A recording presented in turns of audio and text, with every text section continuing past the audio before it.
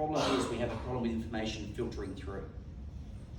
So we end up, so like I said, we've got the malocclusion, all right? So that makes the nose smaller. But it doesn't just make it smaller side to side, the maxilla is coming back.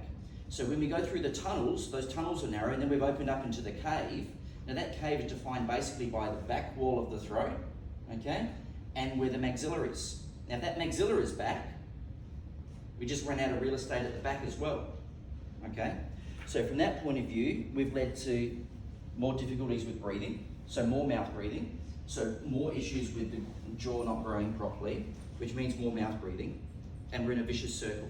And it doesn't matter what the chicken and the egg is, because we've ended up with two problems.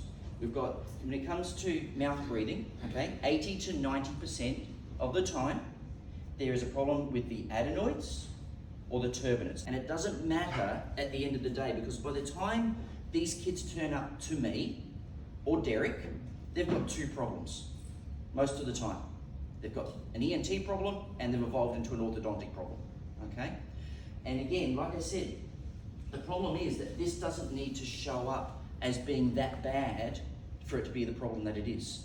We're taught that a 60% or more obstruction is significant and warrants surgery.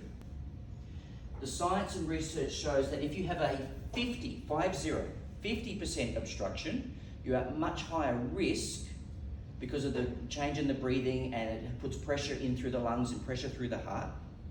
A 50% or more obstruction increases the risk of you developing cardiovascular disease. But we're taught in the ENT that 60% is the magic number. But the science shows that 50% is cardiovascular disease. And if it's 40% or more, you're at increased risk of a malocclusion. So you'll see the ENT, it's not that bad. It's only half blocked, it's not that bad. The kid is mouth breathing. They're starting to grind their teeth. They've got holes in their teeth. They've got malocclusion. It clearly is that bad, okay?